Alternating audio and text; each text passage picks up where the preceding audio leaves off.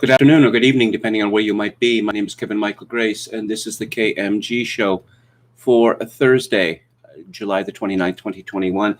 Just a reminder that in about 90 minutes, I will be discussing Andrzej Wajda's Canal.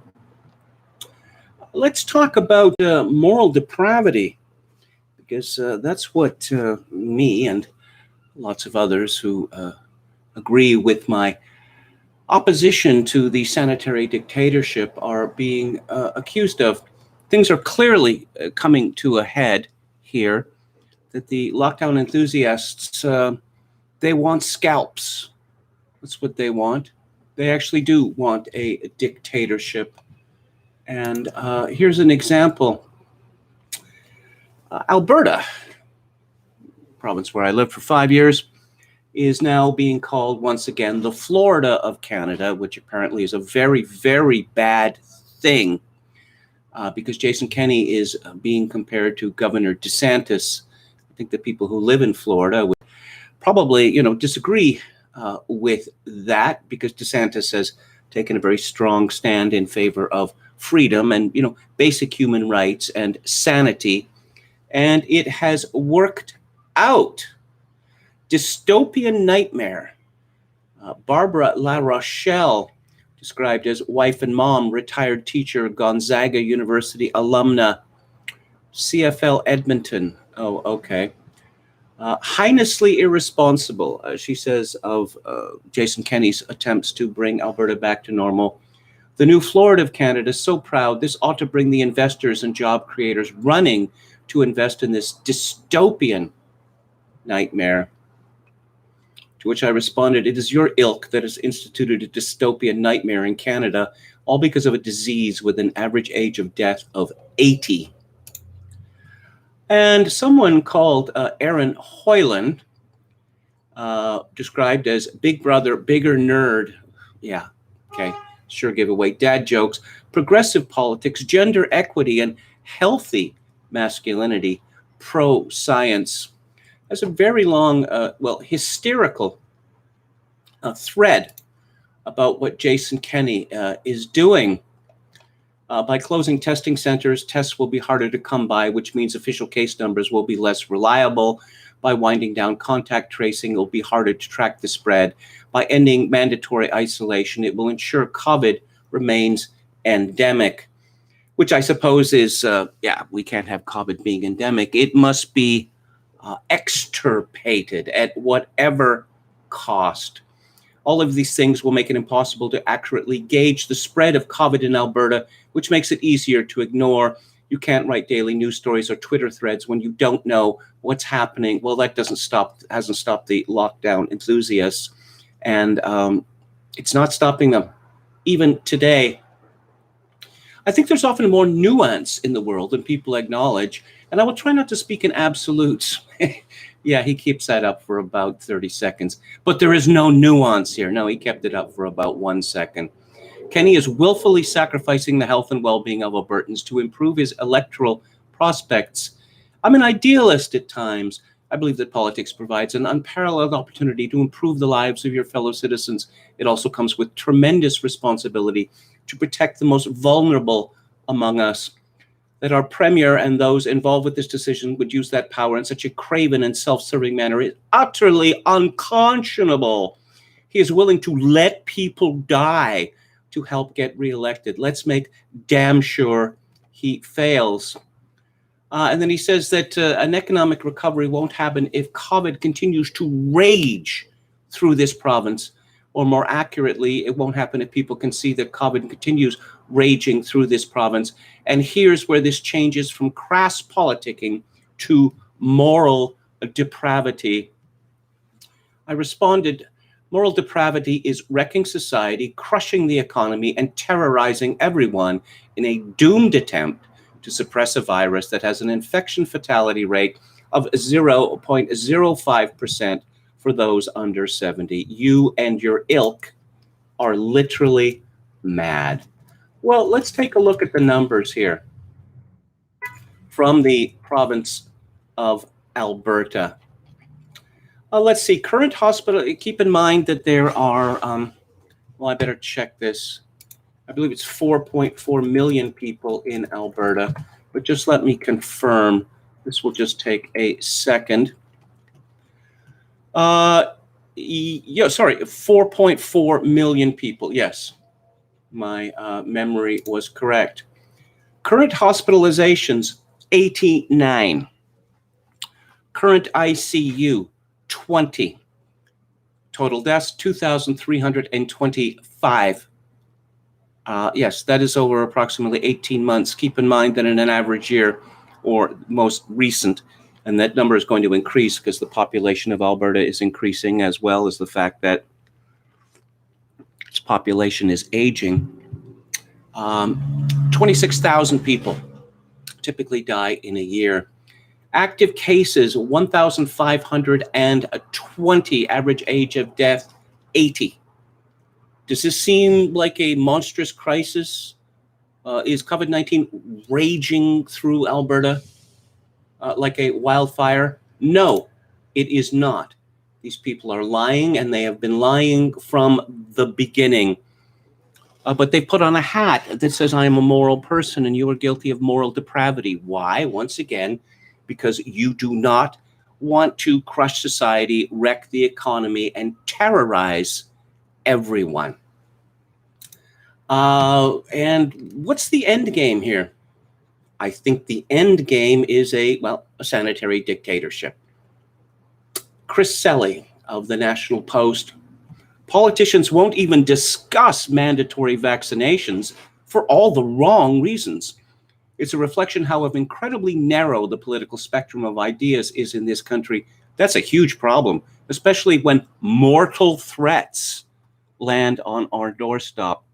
Apparently, I would say that the political spectrum in Canada, it's narrow in the sense that people who probably for personal reasons or just general cowardice have been terrified of COVID-19 for a year and a half. They've been running the show. The debate in Canada over mandatory vaccinations for healthcare and education workers and over requiring vaccine passports for currently restricted activities like sporting events, concerts, and cinemas has by and large been remarkably civilized.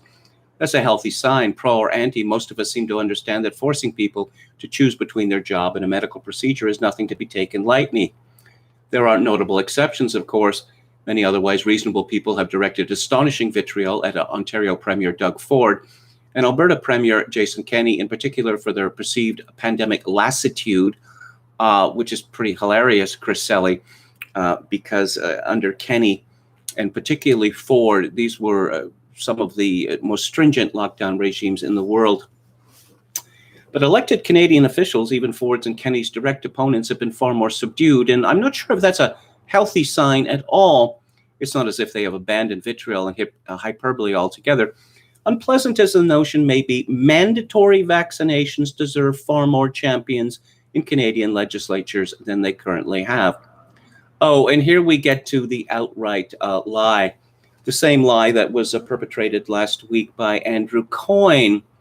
In my view, we should all times be trying to maximize gross national freedom. Healthcare and long-term care home workers have the freedom to choose alternative careers over a shot in the arm. Their patients and residents have very little freedom to choose alternative healthcare systems or accommodations. Now, where did this next sentence come from? A vaccinated 85-year-old is still at risk of dying from a case of COVID-19. In other words, the vaccines, which are not vaccines in any traditional sense, aren't working. So that's why we must force people to take them. This is the argument that is seriously being made now. That, it turns out that the mRNA vaccines, they're more like palliatives than prophylactics. And people, fully vaccinated people, are infecting people. How about that? So therefore, that means that everyone must be infected. The rights of patients and residents win out, I think.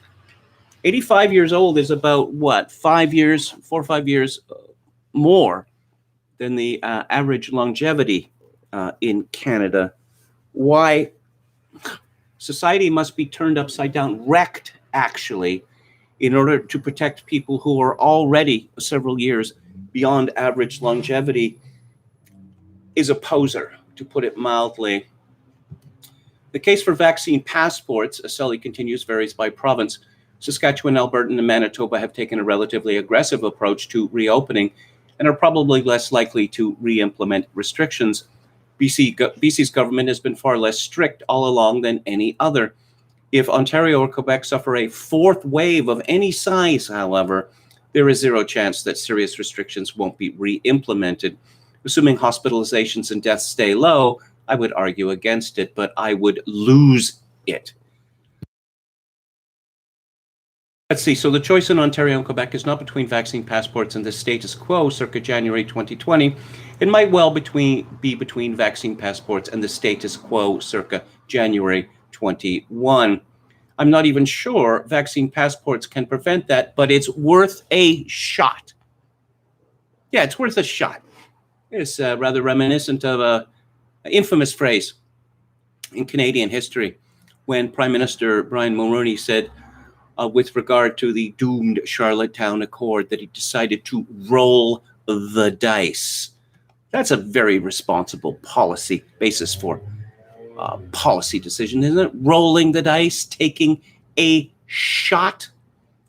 Other countries are bashing out these issues. On Monday, the U.S. Department of Veterans Affairs announced all employees in its enormous healthcare system would have to be vaccinated. Private hospitals across the country. Of course, Biden is now saying that all American government, federal government workers must be vaccinated. When employees at Houston Methodist Hospital went to court seeking redress for mandatory vaccination, likening themselves to guinea pigs, a federal judge appointed by Ronald Reagan deemed their arguments false and also irrelevant. I will point out once again that these mRNA vaccines have not been approved by the FDA. They are being issued under emergency conditions. When will they be? When will they be fully approved, if ever? Well, I suppose Joe Biden could twist the arm of Rachel Walensky or people at the FDA, but we're probably looking at a year or so. This is experimental gene therapy that we are talking about, and yes, guinea pigs is exactly the right phrase. Why aren't more politicians on board, Silly asks. Part of it is self-interest, certainly. Progressive parties and oppositions are not in the business of imposing on teachers and nurses. Part of it may well be self-preservation. The chances that a government-run vaccine passport system would collapse in an embarrassing, non-functional heap are high. Yes, that's why we must do it, I suppose. Any federal proof of vaccination system won't be ready until December at the earliest, Politico reported last week. By and large, Canadian governments simply aren't good at doing big, unusual things at all, let alone quickly. Yes, so let's do it then. Let's do it. Panic. I've known of Chris Selly for some years. I've had some email correspondence with him in the day. I don't mean to be mean here. I think this is relevant. Chris Selly is more likely to be threatened by COVID-19 than most people in his cohort because he is overweight. That's simple. Again, as with the Premier of Ontario, if they're really afraid of COVID-19, best thing for them to do would be to go on a diet. Chris Selly is he is terrified at the idea of people shaking hands because of course he is. How dare you? Shaking hands? We don't do that anymore, and I suppose we're never going to do that anymore, despite the fact that this is based on a falsehood.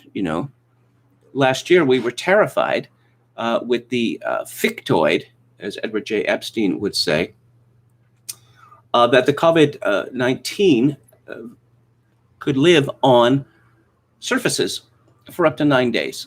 Turns out, not true. This is an airborne disease. But no, the social habit of shaking hands, no, we can't have that, because I guess it makes people uncomfortable to some degree. Makes some people uncomfortable. Come on, you got to do the elbow bump or the fist bump and surrender the last vestiges of your masculinity. Now, who are the big villains here? Well, we know who the big villains are. White people, of course, even though we know definitively that in the United States, the people least likely to get vaccinated are Black people, second Hispanics, third white people. But this is from Ian Lovett at the Wall Street Journal. White evangelicals, boo, resist COVID-19 vaccine most among religious groups. Nearly 1/4 don't want shot, in your study finds, and church leaders face hurdles persuading them. They be in the business of persuading them. Is it a sin not to receive an experimental gene therapy? I suppose it is. Josh Steinley reports, how is Sweden going on 2 weeks of zero COVID deaths despite a 37% vaccination rate and the lowest mask compliance on the continent, while the US is now discouraging travel to Israel because of COVID when they had one of the strictest vaccination policies in the world?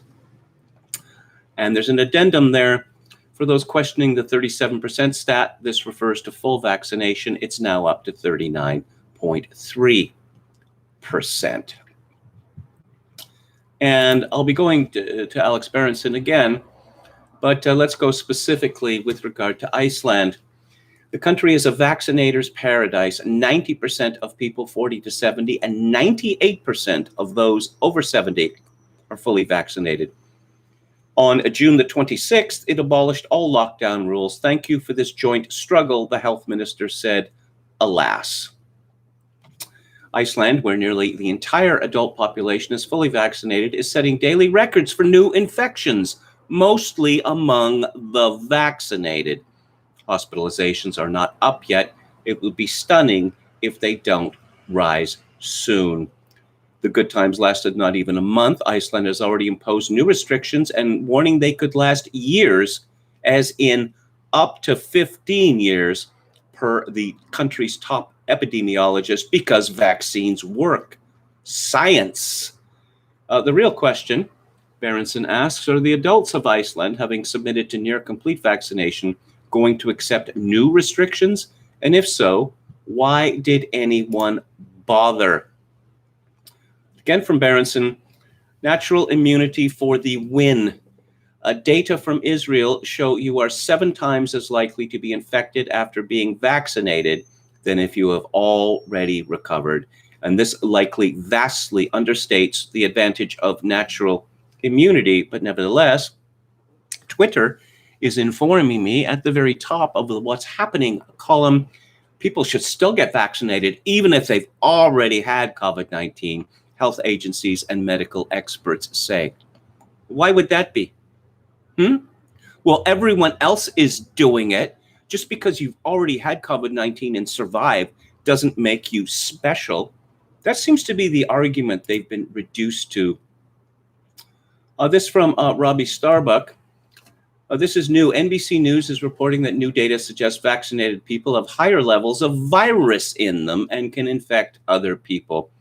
That would mean the new surge may be caused by them, despite all the fear-mongering about the people who choose not to get jabbed. He continues, the government lies and attempts to control people need to end. I'll be your voice in Congress, but I need your help. He is running for Congress in Tennessee. Since this has spread, USA Today went and edited the article, removing this section entirely and replacing it with this. The CDC recommended Tuesday that fully vaccinated people wear masks indoors. Yes, there's no editor's note on the change. You can still see the original by searching the previous text like this person did. Yeah, the regime media, and I'll have more on the regime media in a little while.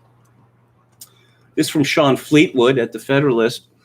A newly released study conducted by Emory University suggests recovered COVID-19 patients possess long-term immunity to the respiratory virus months after infection.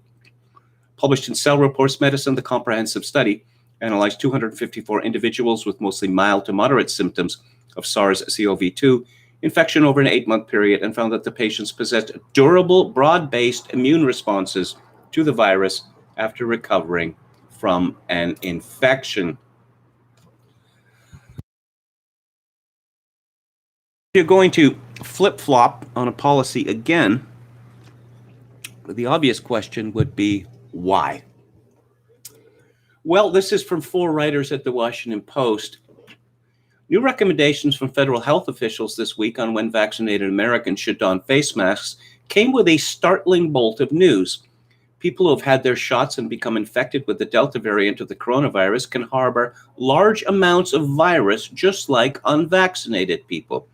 That means they could become spreaders of the disease and should return to wearing masks indoors in certain situations, including when vulnerable people are present. But the CDC did not publish the new research. In the text of the updated masking guidance, the agency merely cited CDV COVID-19 response team unpublished data 2021. But outside scientists have their own message, show us the data. They're making a claim that people with Delta who are vaccinated and unvaccinated have similar levels of viral load, but nobody knows what that means, said Greg Gonsalves, an associate professor at the Yale School of Public Health. It's meaningless until we see the data. When CDC Director Rochelle Walensky spoke to reporters Tuesday, she cited the new scientific data but provided limited details about how the research was done. She said the data comes from outbreak investigations in which researchers compared Delta infections among vaccinated and unvaccinated people. The data will be published imminently, according to a federal official knowledgeable about the research, but who was not authorized to be a spokesperson. These data were alarming and recently presented, the official said Wednesday. We saw the data and thought it was urgent enough to act in the context of a steeply rising, preventable fourth surge of COVID-19. Is it really preventable when we find out that the mRNA gene therapies do not prevent you from being, increasingly, do not prevent you from being infected with COVID-19? My old friend and colleague, Celeste McGovern, has a piece in lifesitenews.com. Why the pandemic of the unvaccinated is a lie. There's little logic in anything vaccine pushers say nowadays. For days, the mainstream media have been playing a loop of reports that 99% of COVID-19 deaths are among unvaccinated people. Besides there being no data, there's actually evidence that the opposite is true.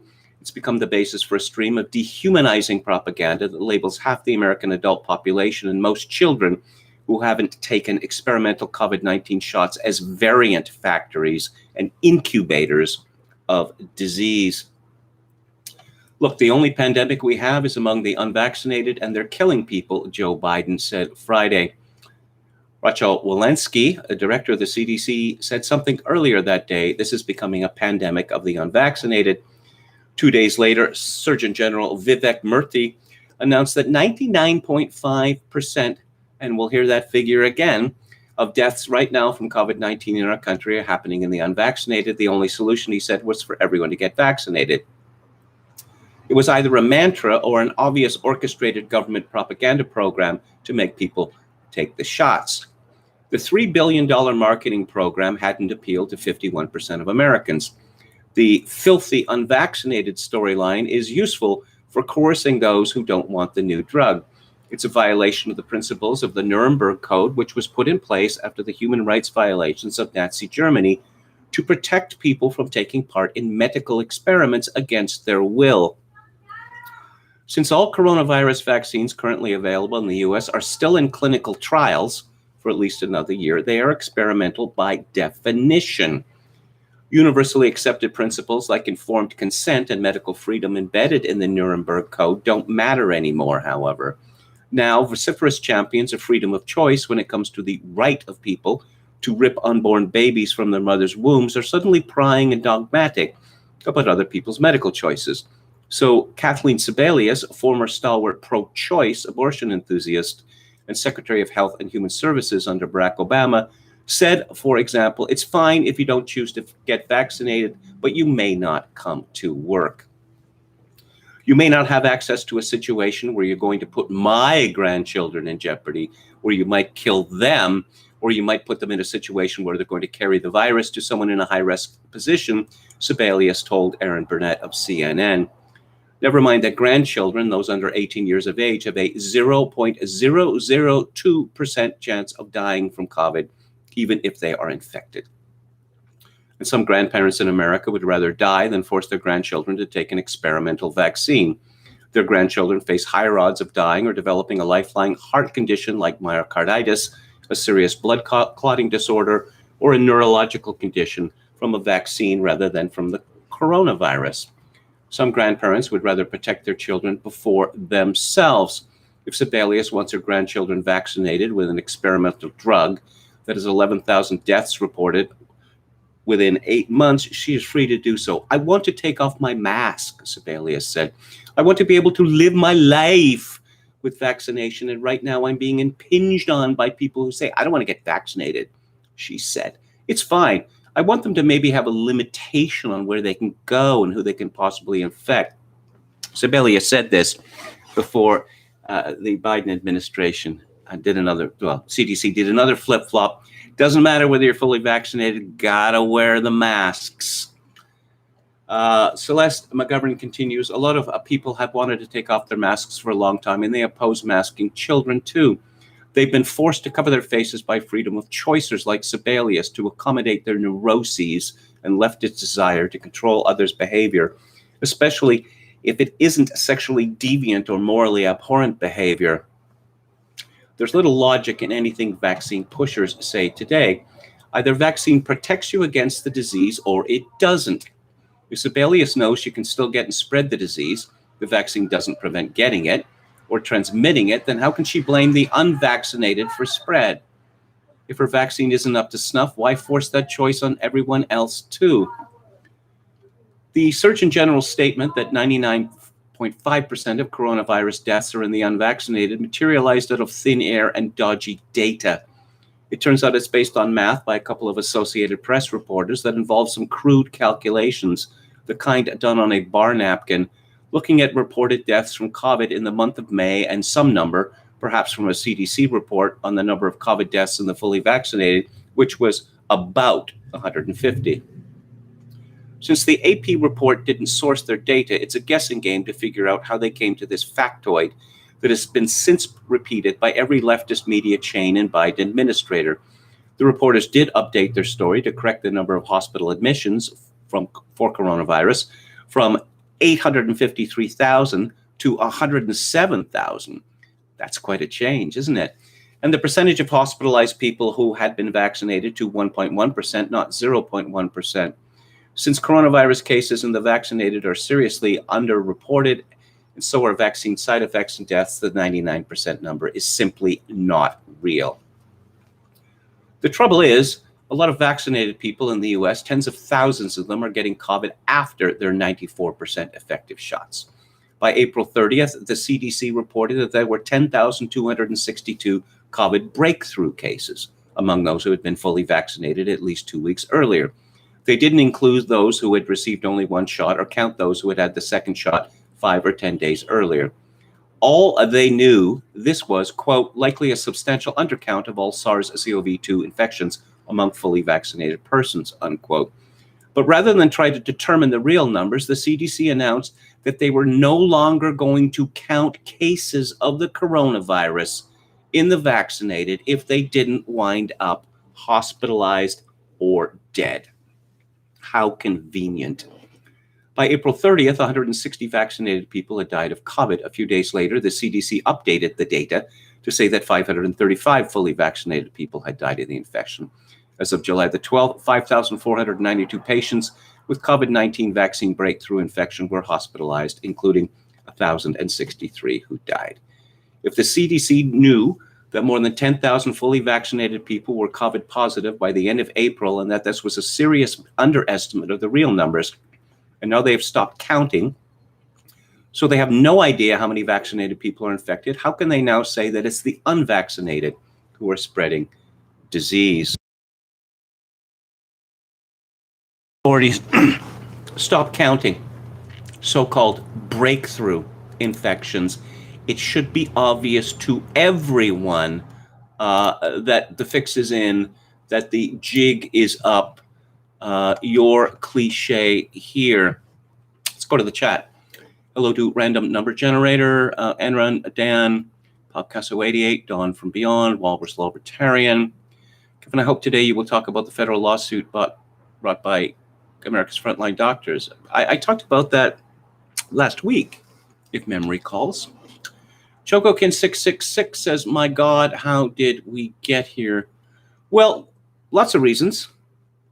The government is our friend, A refusal to understand, philosophical underpinnings, for instance, of government healthcare and so-called public health facilities. The idea that the government owns your body because, you're going to be a charge to the taxpayer if you have to be treated.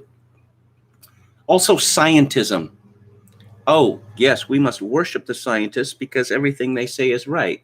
This despite the failure to replicate studies, which is, such a major crisis in not just medicine, but in science generally. But again, that's not something that the media talks about. And also the fact that the media is a regime media, but there are other reasons. Hello to Oscar Toe. Jokokin666 says, breaking news, Black women are extremely tired. Yes, I'll have more on that later. Anrun says, stop fat shaming, bigot. Popcasso 88 says, Ottawa's chief medical officer wants to keep mask mandate in fall, even after Ontario has reopened completely. Unbelievable. Maybe she can drag in Ryan Reynolds again to pimp for this. Brandon Smith says the mask is slipping. Oscar Toe, you all ready for another lockdown? Hello to William Hicks. Good evening. He says amazing stuff going on with the COVID madness. Just when you thought it couldn't get any weirder. Brandon Smith says, remember to get your annual variant injection. And the NPCs are out in full force enforcing. Metal Mike says there is a petition to rename Dundas Street in Toronto to Rob Ford Street. Well, first off, it turns out that everything they've been saying about Dundas, the historical figure, is wrong with regard to slavery. Also, Rob Ford, and to my American and other foreign listeners, I am not making this up. Rob Ford was a grossly obese man who sweated like a horse standing still. He always looked like he was this far away from a stroke. He had a titanic temper, and he was fond of smoking crack with Somali gangbangers. Yes, as they say, you could look it up.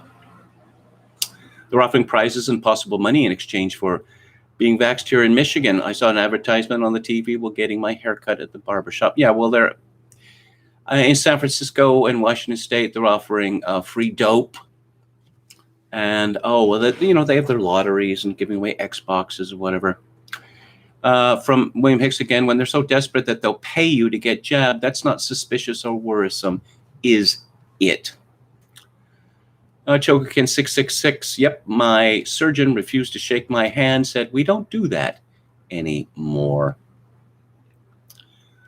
Oscar Toe says, do doctors now harass you and make you feel less than human when you go in now? Well, thankfully, it's been quite some time since I've been in a hospital. One of my relatives has been in the hospital a great deal over the last 2 years. And the things he tells me, particularly about the attitude of nurses towards patients, is really rather alarming. They seem to think that the patients are there to serve the nurses and not the other way round. Rustin Shackelford, hello. A likable society requires strong men as rulers. Unfortunately, we have women or men who act like women running things. And who else? Do we have anyone else here?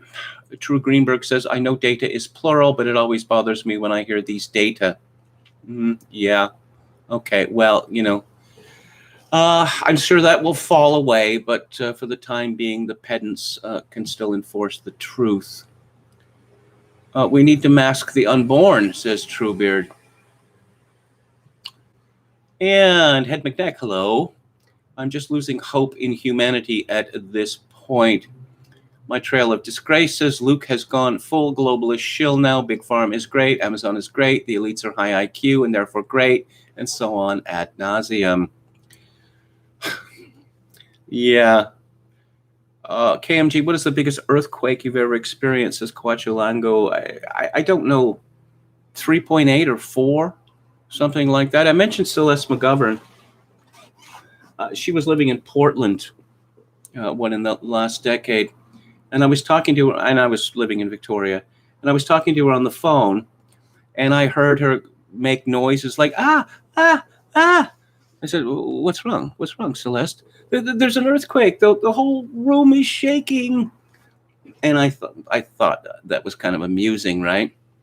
And then a few seconds later, my room started shaking. I mean, that's not the, you know, I suppose earthquakes are the most terrifying thing because you can't really prepare against an earthquake. There's nothing that you can do. And, you know, it's not as if, well, if you take it's not like, you know, fires. There's lots of ways that you can reduce the chance of fires. With earthquakes, no. Nope, nothing at all. Metal Mike says of Rob Ford, and yet he was still a better mayor than John Tory. Oh, okay. And do we have anything else? I think that's the end of it. And let's go.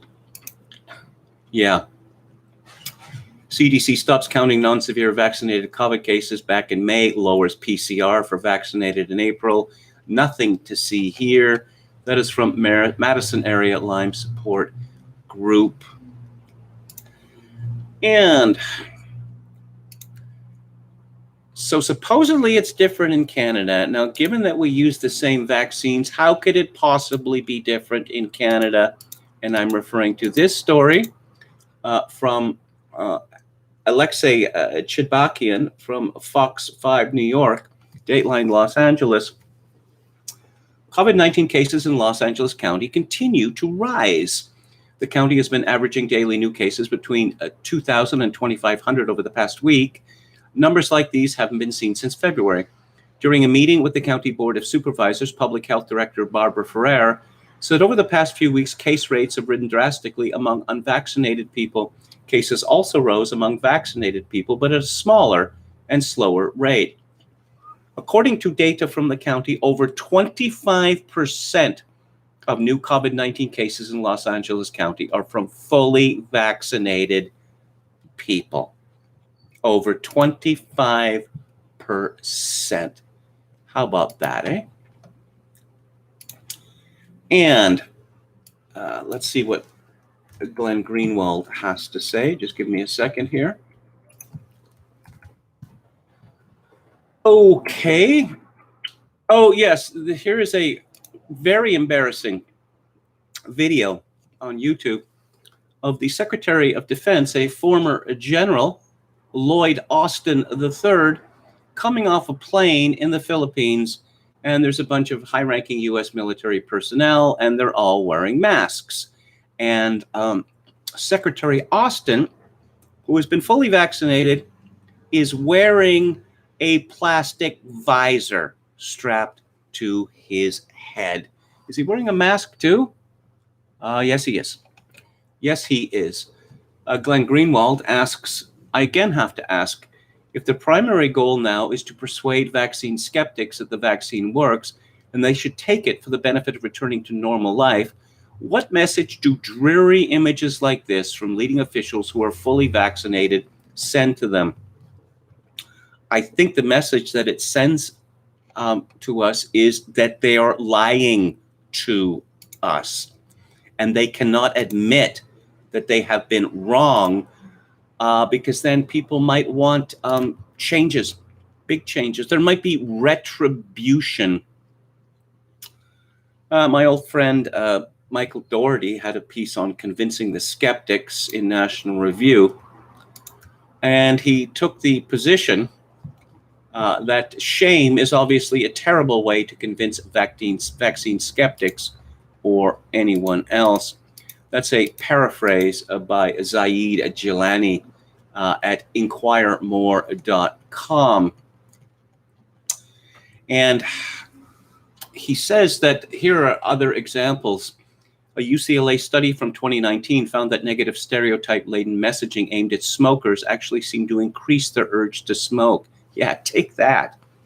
The psychologist Lisa Legault ran an experiment where she gave participants brochures with anti-prejudice messaging.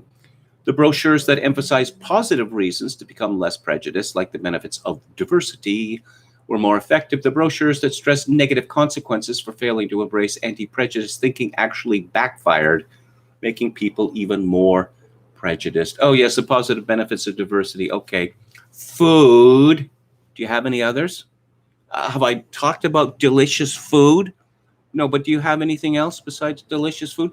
Do you know how many different kinds of delicious food there are now where we live, even in your town? Food, delicious food. We needed more immigration, more diversity, more multiculturalism because of food. And if you ever look at any pro-immigration article, food is in there. It's always in food. The reason shame so often backfires is because of the impact it has on the other person's psychology. Someone who feels like they're under attack as a bad person will get defensive. June Tangney, who studies shame and guilt at George Mason University, said last year, what that person won't do is change their behavior in a positive direction. Tangney distinguishes shame from guilt, with the latter being more likely to promote social behavior. Yeah. What do we do about this? Because pointing out the truth has not worked. It has not worked. Shame, of course, is a very good weapon, but I think ridicule is more to the point. There are all these videos out there of Dr. Anthony Fauci flipping and flopping and flopping and flipping innumerable times. Well, not literally innumerable. But no, these people must be roasted on their flip-flops and their equivocations and their outright lies. So this is from the Canadian Press. Only 0.5% of COVID-19 cases in fully vaccinated Canadians, according to Prime Minister Justin Trudeau, who is shown standing outside wearing a mask for some reason. It's kind of funny that he came up with the same number as Joe Biden, even though Joe Biden's number is obviously false.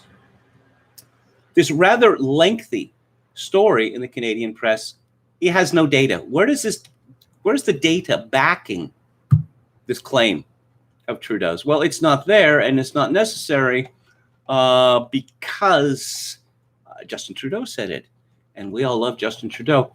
At the bottom of this article, this story was produced with the financial assistance of the Facebook and Canadian Press News Fellowship. Yeah, no possible bias there. Not at all. And okay, well, I do wish to open this. Actually, it turns out that the province of Ontario is keeping data, current data, on vaccinated people who have been infected by COVID-19. So that's a good thing. Let's see. Categories not yet protected, 0 to 13 days after dose 1. Partially vaccinated, 14 to 27 days after dose 1. Partially vaccinated, 28 plus days after dose 1. Partially vaccinated, 0 to 13 days after dose 2. Partially vaccinated total, 16,358. And breakthrough, 14 plus days after dose 2. Total numbers, 36,652. And that was solely in the province of Ontario. So don't let anyone tell you that it's not happening. Meanwhile, where I live on Vancouver Island, I used to talk about Vancouver Island a lot because we had very stringent lockdowns here, and then the lockdowns kind of disappeared. So thank you, Dr. Bonnie Henry. There was no excuse for lockdowns in the first place because we live on an island. But shock, horror news, Vancouver Island adds 8 new cases as COVID-19 surge continues. There's about 800,000 people live on Vancouver Island.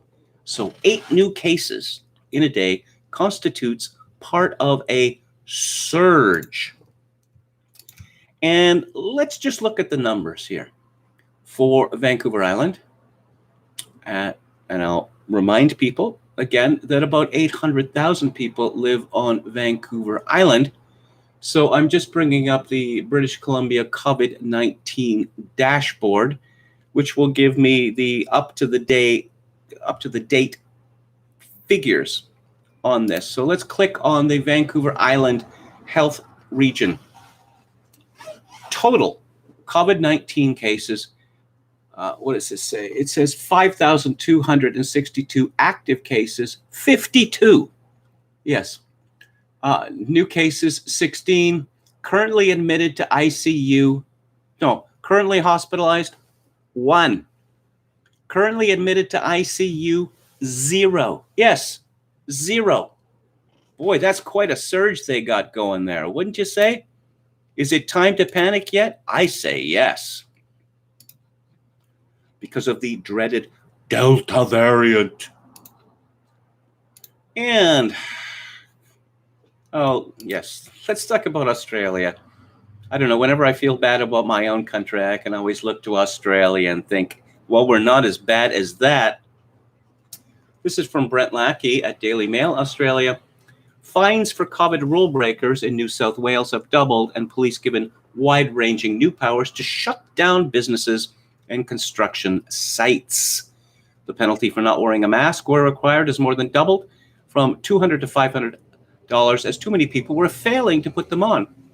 Sydney's outbreak added 239 cases, a record for New South Wales in the entire pandemic, on Thursday, with 66 infections in the community and 70 under investigation. Oh, deaths. There's the word deaths here in this story. Let's go and see. Let's do a control F here. I'm not getting it. Nope. No, it doesn't. How about ICU? Does that appear in the story? Let's check that out as well. You see, we fell for this this hoax of cases. You know, if someone had influenza and showed no symptoms, would we consider that a case of influenza? Would we? Not likely. But COVID is a magical disease. Nothing at all like any other disease that's ever existed, rather like AIDS was. Funny, isn't it? And I promised we'd go back to Alex Berenson, who I hope is still on Twitter. He's admitted he's likely to be kicked off permanently. Just spitballing here before we spend $70 billion on mRNA vaccines this year and try to make everyone on the planet take them.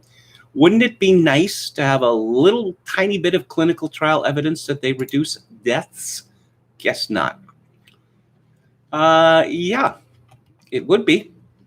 I mean, you can't get enough data in a situation like this, right?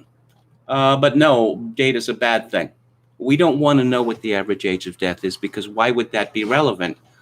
Oh, I suppose because then we'd know who to try to protect. Berenson continues, too long didn't read, the Pfizer COVID vaccine doesn't reduce overall mortality based on the clinical trial that provided the data necessary to authorize them. Remind me why we are trying to mandate them. Yeah.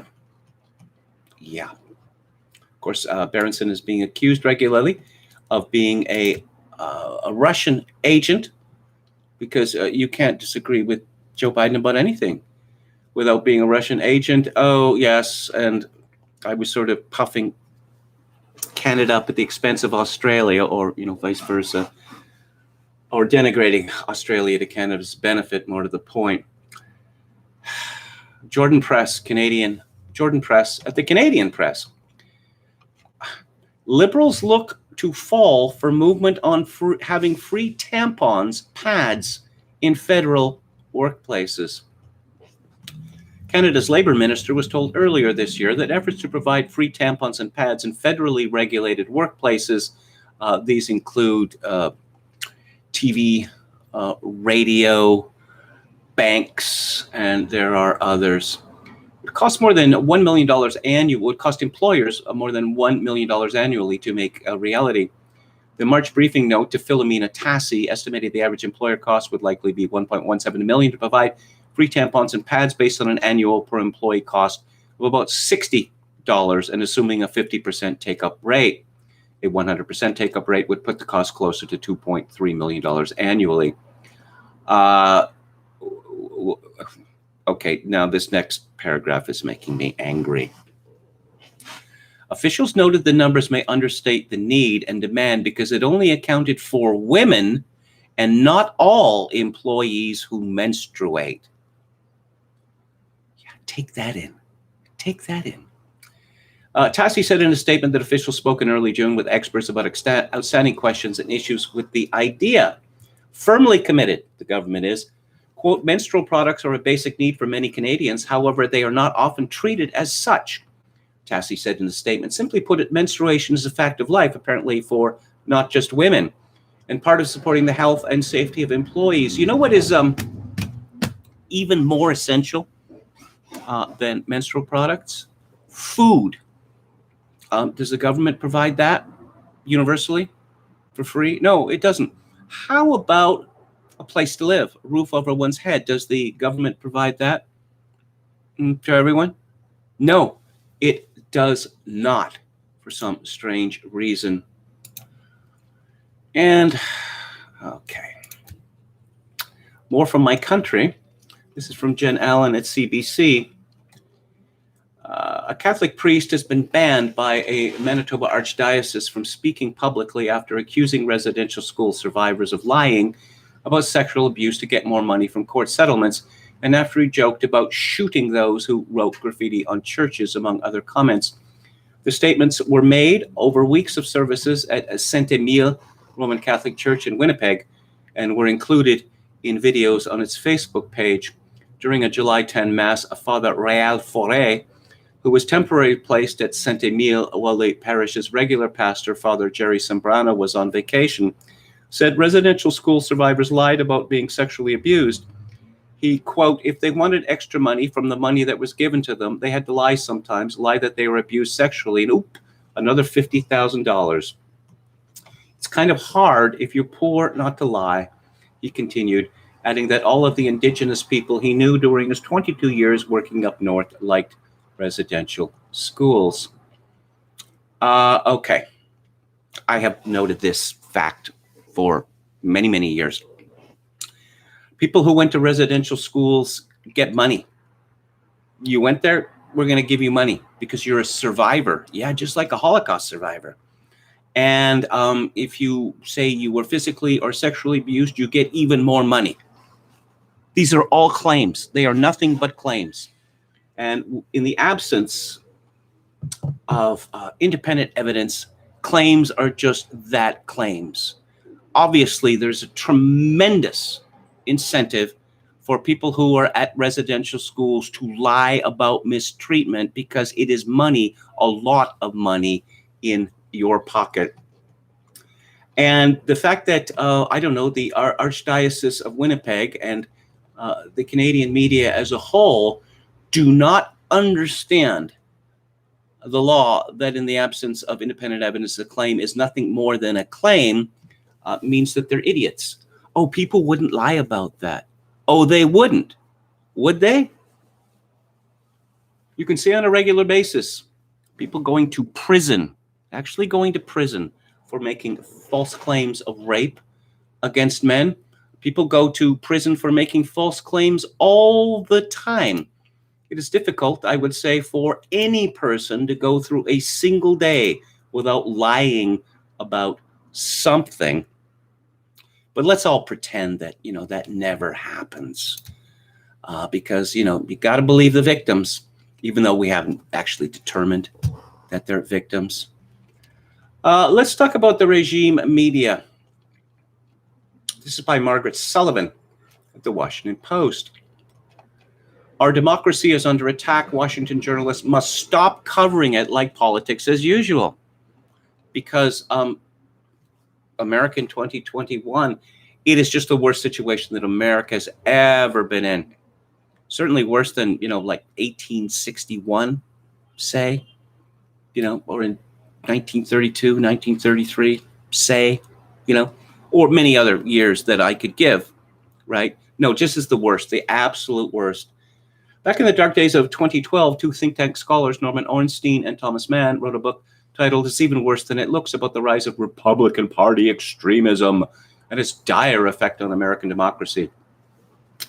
In a related op-ed piece, these writers made a damning statement about Washington press coverage, which treats the two parties as roughly equal. You can't possibly believe that, Margaret Sullivan. You cannot possibly believe that. The media treated Donald Trump as if he were, Satan in human form, only worse, because of the comb over and the orange skin. Ornstein and Mann didn't use the now in vogue terms both-sidism or false equivalence, but they laid out the problem with devastating clarity. Positive proof of this distortion of reality was in the recent coverage of congressional efforts to investigate the January 6th insurrection at the Capitol. Is that what it was? Insurrection? Thousands of weapons, maybe homemade bombs, the like, were brought into the Capitol building. Barricades were erected, were they? No, there was none of that. But they still insist on calling it an insurrection because democracy dies in darkness. And so let's get to the heart of this, that they need to look, we need to change journalism, okay? Fundamentally, toss out the insidious inside politics frame and replace it with a pro-democracy frame. Stop calling the reporters who cover this stuff political reporters. Start calling them government reporters. Stop asking who the winners and losers were in the latest skirmish. Start asking who is serving the democracy and who is undermining it. I don't know that that Margaret Sullivan could actually tell you what democracy means, what its literal meaning is. So, okay, government reporters, she's almost there. Court scribes would be more to the point. More to the point still would be temple prostitutes, because that is what she is demanding. It's useful to be reminded that the intelligence community, the deep state, has had its mitts on the American media for a long, long time. This is a piece from May of this year by Peter Van Buren at the American Conservative. Reporters joke that the easiest job in Washington is CIA spokesman.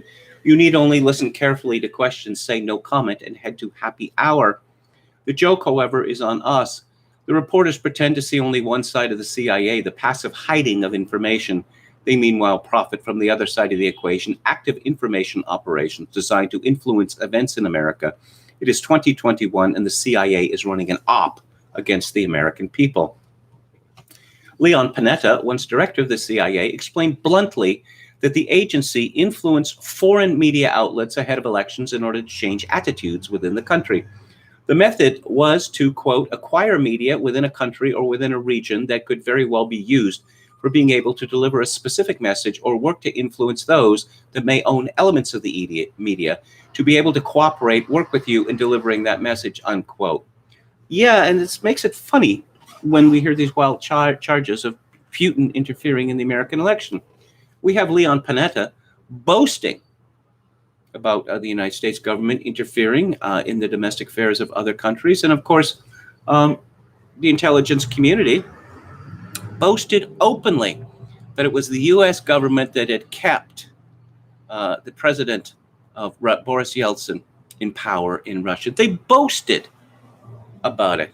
Yeah, this fat, corrupt buffoon, yeah, we kept him in power because it's useful to our interests.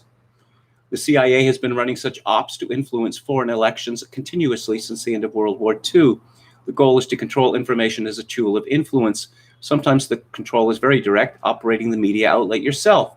The problem is that this is easily exposed, destroying credibility. Well, I used to subscribe to Encounter magazine for quite a long time.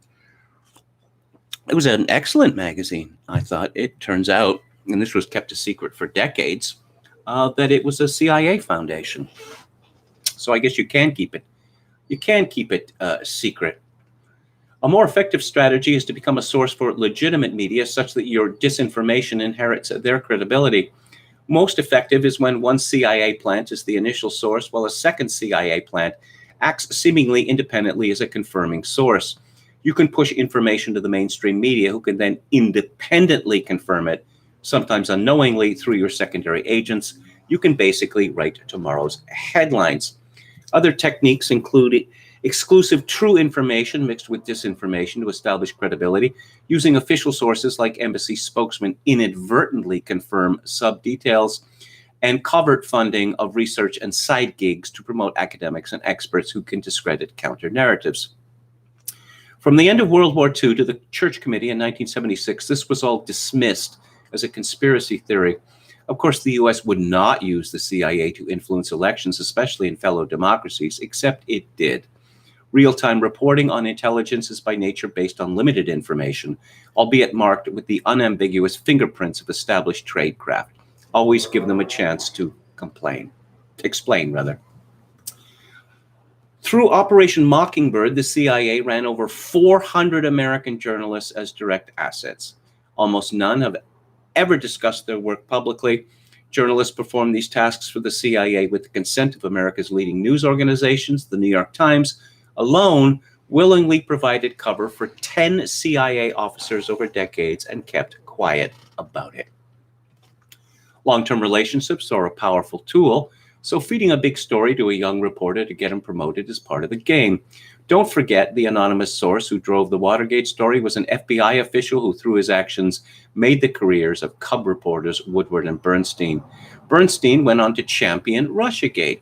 Woodward became a Washington hagiographer. Ken Delanian, formerly with the Associated Press and now working for the NBC, still maintains a, quote, collaborative relationship, unquote, with the CIA. That's the tradecraft. The problem for America is, once again, the tools of war abroad have come home, just the same as when post 9/11 the NSA turned its antennas inward. The intelligence community is currently operating against the American people using established media. Some of it can't be more obvious. The CIA always planted stories abroad for American outlets to pick up. To influence public opinion, they lied to journalists in the run-up to the 2003 Iraq War. The agency works directly with Hollywood to control movies about itself. Turn on any of the advocacy media outlets and you see panels of former CIA officials. None, however, is more egregious than John Brennan, former director, who for years touted Russiagate when he knew from information gathered while he was still in office that it was all fake. Brennan probably leaked the foundational lie alleging Trump was dirty with Russia to the press in January 2017 as the kickoff event to an info op still running today. Brennan's role is more than speculation.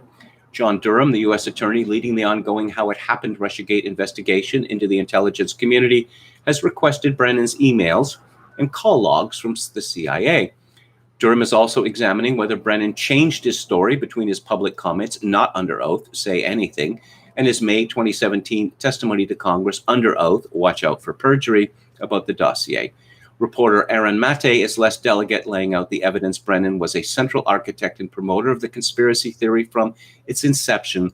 Even blunter is Senator Rand Paul, who directly accuses Brennan of trying to bring down a sitting president. Perjury.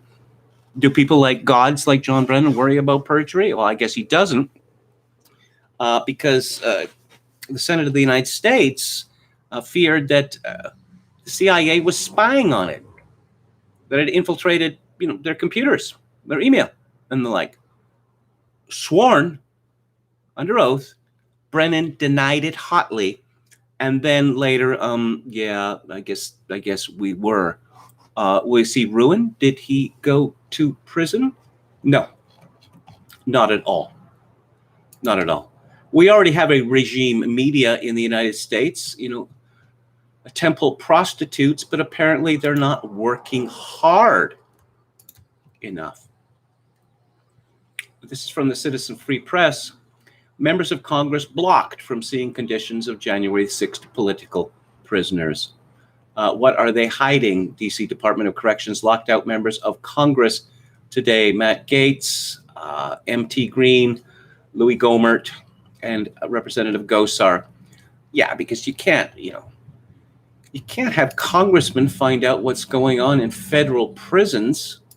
I mean, federal prisons are, they're exempt from congressional oversight, right? Right? No, but it was an attack on democracy. So, we can keep them in solitary confinement for as long as we like, for the crime of trespassing. Yes.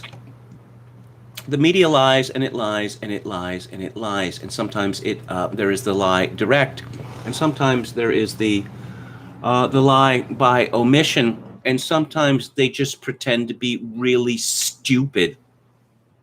This is from Savannah Edens at the Oregonian. A statue commemorating York, an enslaved black member of the Lewis and Clark expedition, was toppled overnight at southeast Portland's Mount Tabor Park. Photos sent to the Oregonian show someone who was walking in the park Wednesday morning show the large bust on the ground with the face of York smashed into scattered pieces. Its bronze plaque was also taken off the statue and broken. The York bust appeared in Mount Tabor Park in February as a happy surprise to Portland Parks and Recreation, said Adina Long, director. Unfortunately, the numerous racist responses to the memorial of a black man forced to participate in the Corps of Discovery expedition have not been a surprise. The latest act of vandalism is incredibly disappointing for me, and I'm sure the majority of Portlanders will miss seeing York at the top of Mount Tabor. Oh, it was white racists who did this. Did it? Was it also white racists to destroy memorials that include Sacagawea? Yes, that must be white racists too.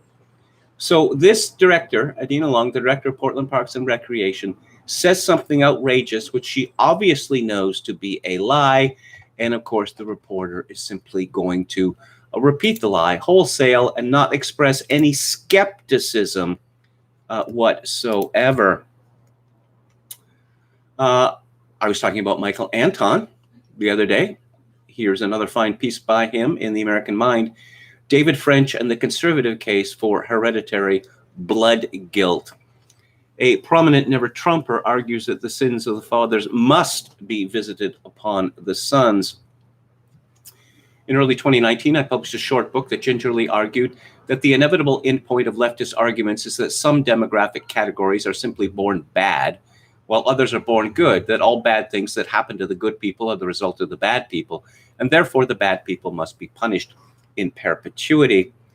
I use the adverb gingerly because back then nobody spelled out exactly what the plan is. More and more, however, the bad guys are saying the quiet part out loud. And no one recently has screamed the quiet parts quite so loudly as alleged conservative David French. I try to ignore French, Anton writes, honest. in part because I find him loathsome, in part because I don't want to expand his airtime, but he has just written something so extraordinarily evil that attention must be paid. French's latest cri de coeur has already been tagged by others much more involved in the fight against critical race theory than I. The irreplaceable Chris Rufo especially has demonstrated French's hypocrisy or evolution into his warm embrace of anti-white racism, but to my knowledge, no one has pointed out the worst aspect of the piece. As everyone knows, French likes to use scripture to wrap himself with the robes of God and tar his enemies as basically Satanists. He has now taken that practice to a whole another level. In the course of extolling critical race theory, which French was against before he was 4, he cites the biblical passage 2 Samuel 21. I'll let him take it from there. Quote, during the reign of King David, Israel was afflicted with 3 years of famine. When David sought the face of the Lord regarding the crisis, God said there is blood guilt on Saul and on his house. Saul had conducted a violent campaign against the Gibeonites in violation of covenant made with the Israelites many years before. Saul was king before David, and God was punishing Israel years after Saul's regime because of Saul's sin. It was the next king, David's responsibility to make things right. And so David turned to the remaining Gibeonites and said, what shall I do for you, and how shall I make atonement that you may bless the heritage of the Lord? The Gibeonites' request was harsh, to hand over 7 of Saul's descendants for execution. David fulfilled the request, and God responded to the plea for the land, unquote. Anton comments, I will leave to theologians to justify the principle of visiting the sins of the fathers onto the sons.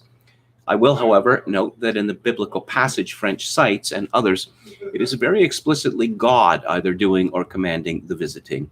This is, however, not a practice the Almighty requires or even recommends that men take up on the basis of their own argument. Excuse me.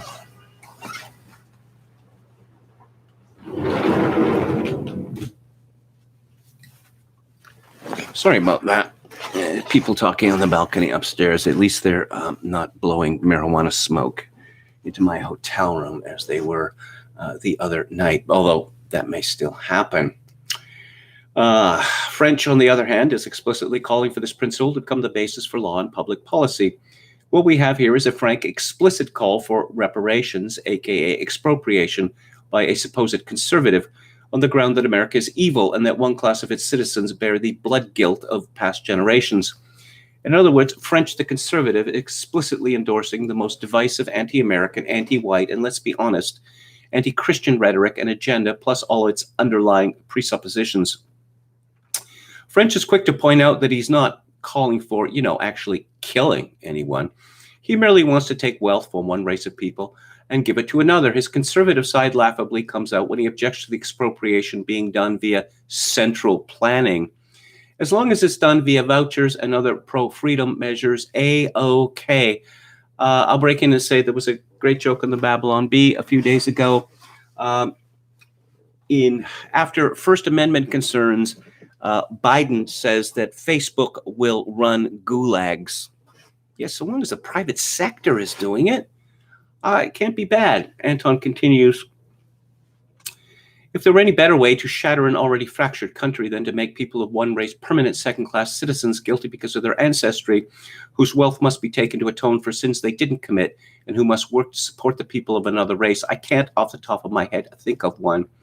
You work and toil and earn bread and I'll eat it, Abraham Lincoln said was the very definition of tyranny. It's hard to see much of a difference, if there is one, between that and this latest French-ism. I have little to add to the many genuine conservative eviscerations of such a policy and its groundings. My purpose here is rather to point out for all to see what a corrosive, malevolent figure David French has become. He is the racist he claims to expose. He just hates whites, except, of course, himself, the only virtuous white man in America. To David French, the rest of us are all guilty. Will we always be? That he declines to clarify. But he is crystal clear that race-based hereditary blood guilt should be the new principle of American justice. French's own trajectory illustrates the very slippery slope argument that he would presumably reject. A mere 3.5 years ago, he called critical race theory racial poison that leads to sheer cruelty and malice. Now he endorses it root and branch. Why should we expect him or anyone to his left, not that there was a lot of room there, to stop there? More to the point, others do not stop there. Yes, I know all about Godwin's law, but I will say this. The reason that the Nazi regime was so shocking, or perhaps the primary reason, was that in previous dispensations, it was possible to make accommodations with the government, with society, religious ones, say. Under the Nazi regime, that was no longer possible. Jews and others were condemned by virtue of birth, and there was nothing that they can do about it. I think that a useful argument against critical race theory and David Frenchism is to point out that which is simply true. The critical race theory, that David Frenchism, is simply Nazi racial ideology with a progressive face. Because what they're saying is that white people are condemned solely for birth, the circumstances of their birth, and there's nothing they can do about it. Of course, if these clowns are really determined to push this, they'll get that war that they seem to have been clamoring for so long, because it will be unavoidable. What they're saying to people, oh, we're just going to take everything you have and we're going to make you second-class citizens, and that is our opening bid. You can expect more. We won't tell you what it's going to be, but we're not going to be as forgiving to you in the future as we have been in the past. Who would want to live under such conditions, particularly if they have the means to resist? I am not an accelerationist, but there's a principle in life called force majeure. And in the West, we are getting awfully close to the necessity of expressing that principle. And let's talk about people wearing leotards again. I know some people are sick of this, but sickness is the operative word here, because I don't know that I've ever seen such fast acting insanity in the United States. This has come along faster than St. George Floyd. The New York Times ran a piece, and they ran a tweet to go with it, which they later scrubbed. But of course, the internet is forever. Under the story headline, Olympic Gymnastics Live, Sunisa Lee wins all-around gold, it says, Sunisa Lee, an American gymnast who spent a lifetime aspiring to finish second to Simone Biles in the all-around, because that was the best anyone could do, exceeded those expectations on Thursday night, winning the Olympic gold medal at the Tokyo Games. You see, Sunisa, or Suni as they're calling her, she knew she was just inferior to Simone Biles because of, black girl magic. And Sunisa Lee is, I'm told, a Hmong person. My comment on that was, and this is a variation on a well-known meme, black supremacy blown out at Tokyo Olympics, New York Times hardest hit. Someone called Nyasha Jr., PhD, and she's a religious studies professor. She writes, if you support Simone and you support Naomi, support the black woman in your office who turns her Zoom video off. Are black people going to go on strike in the United States? Do they intend to still get paid? They're just not going to work, and they intend to get paid. We seem to be pretty close to that position, and I don't know, why might that be? I responded to Dr. Jr. Quite right. The black woman from the office who turns off her Zoom video is far braver than the man who stood in front of the tank in Tiananmen Square. Someone called Tammy Sawyer, who is she describes herself as Black woman, she, her, Southerner, Shelby County Commissioner, Speaker, writer, activist, elected, wonk, Bad Bunny stan. Okay. She wrote, Black women are tired. Kesha Bottoms told y'all we tired. Naomi Osaka told y'all we tired. Now Simone Biles is telling y'all we tired. People want us to take on the world for their benefit while actively tearing us down. We're magic, but we ain't superhuman. I'm tired too. Yes, that's how you can tell someone is really tired, because they spend hours and hours a day on Twitter. Yeah, typing messages on Twitter because they're so very, very tired. I responded to Tammy Sawyer, perhaps y'all need to take a multivitamin. Tired my ass. Richard Hanania writes, for the love of God, make it stop. This is a piece by Melissa Kimball, Simone Biles, Naomi Osaka, and the revolutionary power of Black woman's rest. It's a revolutionary power now. In the New Yorker, someone called Aaron Orby had written, the radical courage of Simone Biles' exit from the Team USA Olympic finals. Biles' decision not to compete Tuesday is to many spectators a heartbreak. It is also a welcome example of an athlete setting her own limits. Whenever Biles pulls on her leotard, it's as though she's tightening a cape around her neck. She's the hero tasked with saving a sullied sport, embodying some trite belief in American dominance. If it were not for the trite belief in American dominance, as this writer has it, no one would give a monkeys about the Olympics. She's also, however, carrying a gender and an entire race. That's a heavy cape. I suppose it would be if it were anywhere close to the truth, except, and not preposterous and ugly journalistic hyperbole. But it's one that exceptional Black women and women of color are told to wear, because simply being great isn't good enough. Well, how about quitting is good enough? Quitting makes you even better. It makes you even better. Someone from the Philadelphia Inquirer, Will Bunch, in an America of suicide shifts and toxic work culture, Simone Biles speaks for all of us.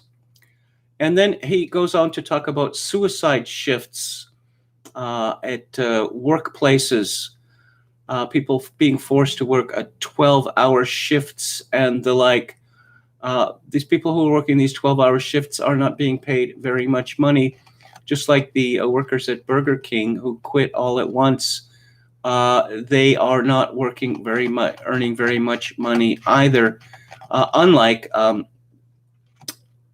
Simone Biles, who is a rich woman and will doubtless get richer after this. And she doesn't work 12-hour shifts either. The people who work at Burger King do not have their asses kissed on a regular basis and then complain that, oh, I wanted to do it for myself and not for other people. You mean like your teammates and your country? I say someone called Casey Gerald, who has a totally berserk essay of 10,000 words in New York Magazine called The Black Art of Escape, a new vision for Black Americans. He writes, Simone Biles didn't quit. She refused. Today, she stepped into a beautiful, radical, overlooked tradition, the Black Art of Escape. Yeah. Beautiful and radical tradition. Again, are Black people in the United States threatening to go on strike? Because, well, that means you wouldn't get paid, although maybe you think that you will continue to be paid. Maybe that is the bravest thing that all Black people in America can do, is simply stop doing their jobs, because that would make them even better at what they do by not doing it, which is the lesson of Naomi Osaka and of Simone Biles. Just the nerve of the New York Times. Oh yeah, this runner-up woman who is not black and who is not Simone Biles actually had the nerve to win a gold medal, the one that we'd all told you that Simone Biles was going to win. But, since it's not Simone Biles actually winning the gold medal, it's kind of not legitimate, because we all know, who the real winner is. The woman who decided that she was not going to compete. This doesn't even happen, when people get injured. If, a football quarterback, breaks his ankle, breaks his leg, breaks a bone in his hand or whatever, and he can't play in the big game, people might say, well, yeah, if they'd had, that guy playing quarterback, they probably would have won. But they don't say, well, no, they obviously would have won, because nobody knows that for a start. And it's the people who actually show up who get to be the winners. This is a principle that, well, until very recently, was universally understood. Underground Fail Road, says Chogokin 666. I like that. That is very good. That is very good. Dan Ellison says, I won't compete in the Olympics either. Can I be a hero now? Tubman was self-aggrandizing and crazy, says Steve. Yeah, pretty much so. It's that fellow at the Philadelphia Inquirer. Oh, yeah, these people complaining about Simone Biles. How close have they ever got to the Olympics? That's not the point. Okay? That's not the point. If you'd hired someone to fix your boiler and he didn't show up, but then insisted that this made him even better at his job, you'd think, well, no. I mean, the opposite must be true. There's all sorts of people in all sorts of jobs that, a lot of people or most people wouldn't want to do, but they still do them. And anyone can say, most people could say, well, what are you talking about? You don't do exactly what I do. That is not the point. It's not the point. A fed in need is a fed indeed, says Texas Feral Hog. Dan Ellison says, you are free to be a quitter, but don't pretend that makes you a hero. For God's sake, what is wrong with people?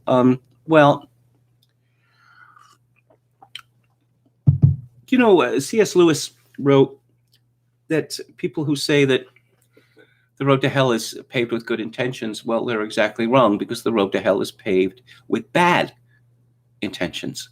One doesn't go to hell by accident. Oh, whoops. Or, I forgot to do that. Or I decided to kill someone and it's just I was having a bad day or something, right?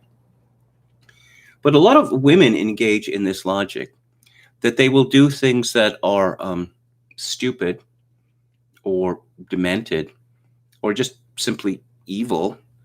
And when you ask them why did you do that? Well, my intentions were good. Were they? Really? Were your intentions really good? But they say it and they seem to mean it.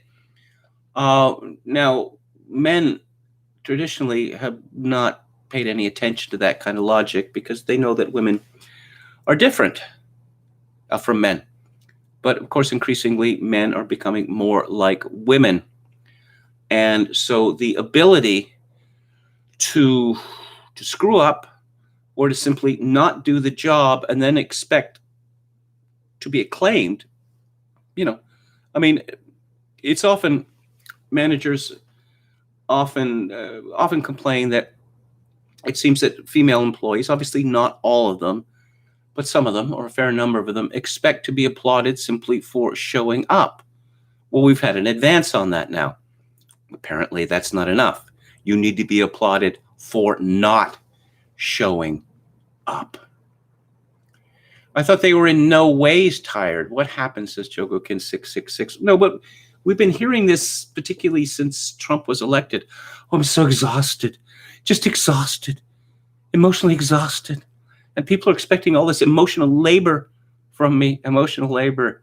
You mean when, I go up to you and say, hi, how you doing? How was your weekend? Did you do anything? Oh, what was that like? Oh, I'm sorry for, emotionally exhausting you, for stealing your emotional labor. Visionary Companion says, we tired, and the very idea of employing the verb to be appropriately exhausts us. Gnome saying, yeah. You see this so much with people who claim to be depressed. Bob Rae, the former Premier of Ontario, he has claimed to, serious, clinical levels of depression for decades now. His level of busybodiness has been a Stakhanovite level for decades. People who are seriously depressed find it difficult to get out of bed. People who, I remember when I was fired from one job, and it wasn't just that I was fired from the job, it was simply that it was clear that my career in this profession was over. That for some time afterwards, I don't know, let's say a couple of months, I did find it difficult to get out of bed. And then I'd get out of bed and then I'd stare at the computer screen all day long and I would play solitaire, hundreds of games of Microsoft Solitaire. And I think, I have all these DVDs. Wow, all these DVDs. A lot of my favorite movies I haven't seen that I'd like to see. So why don't I just play a DVD? Well, then I'd have to get up out of my chair and then walk over to the case that they're in. Then I'd have to choose one. Then I'd have to pull it out. And then I'd have to walk into the other room where the TV and DVD player were. And then I'd have to press the button, put the disc in, press the button again, and then wait for the commercials to run through, or the FBI threats, Department of Homeland Security threats. And that seems like an awful lot of trouble just to watch a DVD. How about if I just stare at the computer screen and play a few more dozen games of Microsoft Solitaire? I think that's more what depression is like. Instead of spending 10 hours a day trying to change the world in a myriad of ways. Hello to Josh Randall Disavows. And I think I'm going to, isn't that an Elvis Costello song? Peace, Love, and Truth? No, it's Peace, Love, and Understanding. That's actually a Nick Lowe song that Elvis Costello did a particularly sarcastic version of. And then someone called Curtis Stigers covered it on the soundtrack for a film with Whitney Houston and Kevin Costner called The Bodyguard, I think. And it sold something like 12 million copies. And then Nick Lowe got a rather enormous sum of money because of this, which is a story I like to hear because I'm a big fan of Nick Lowe. And I met him twice. And he was a very nice man to me. He spoke to me for about an hour, even though, I'm nobody, So I have very fond memories of Nick Lowe. St. Martin 17773 says, our cultural revolution has been made from the top rather than the bottom.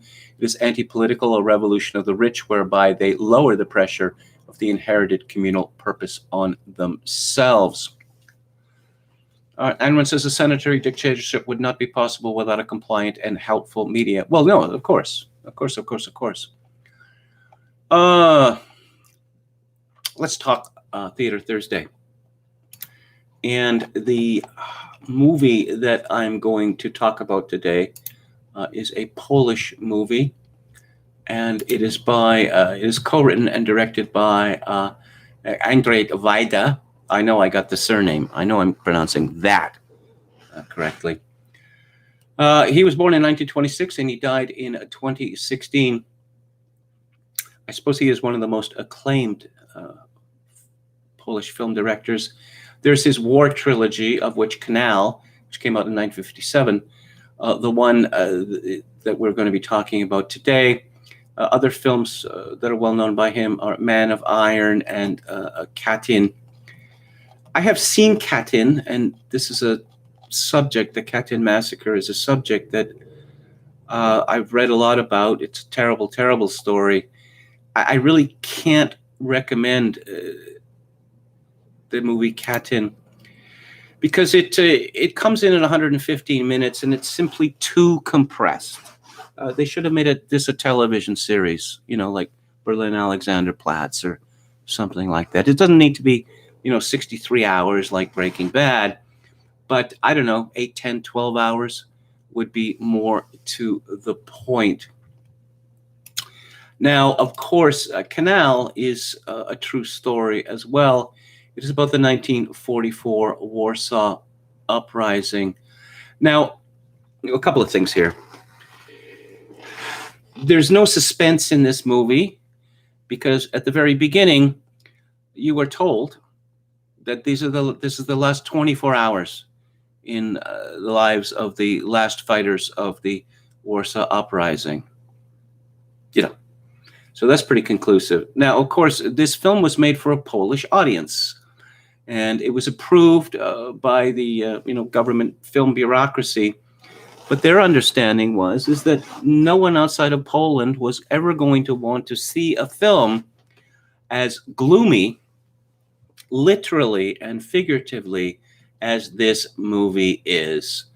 But then it was arranged to be shown at the Cannes Film Festival in 1957, where it won the jury prize, which was a big surprise to everyone in the Polish film bureaucracy. I suppose if their understanding of the filmmakers had been that there would be a significant Western audience for this film, of course, now everyone in Poland knows about the 1944 Warsaw Uprising, but they could have, cut that out so that there would be surprises in the film, although I suspect if it hadn't been made clear that everyone that we see at the beginning of the movie is going to die, then, if you're watching a film like this, you think, well, some of them have to make it through. And I know I can, another Polish film, Jerzy Skolimowski's Deep End, the ending enraged the audience, or many members of the audience at a film festival in San Francisco. And Skolimowski was bemused. And he said, where did you think this movie was going? Did you think there was going to be a happy ending? So in 1944, the Polish Home Army rose up against the German occupation of Warsaw. This was on the 1st of August, 1944. Now, of course, the Red Army was already in Polish territory at that time. And there is nothing about the Red Army in the film Canal, and that's for good reason, because otherwise it wouldn't have been able to be made, because the Red Army sat on the other side of the Vistula and let the Germans kill the Poles. And because this was in the interests of the communists, because they knew that the Polish people did not want to be ruled by communists, and that the heroes of the Polish resistance, of the Polish Home Army, were anti-communists. The Soviets had their tame Poles, who they installed as the official government in exile. These were all communists who had fled to the Soviet Union, typically after the war of 1919 to 1920, which the Soviet Union lost. They were quislings. But these are the men that Stalin wanted. Now, One of the things that makes this, if you understand the history, one of the things that makes this film almost unbearably sad is, of course, Poland was the proximate cause of the Second World War. That in 1938, very foolishly, the governments of Britain and France extended a guarantee, a territorial guarantee, to Poland. A kind gesture, but Britain and France were in no position to do anything about it.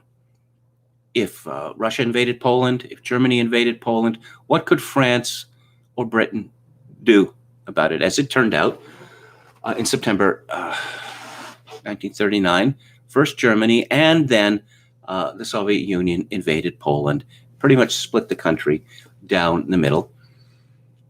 And the Allies did nothing.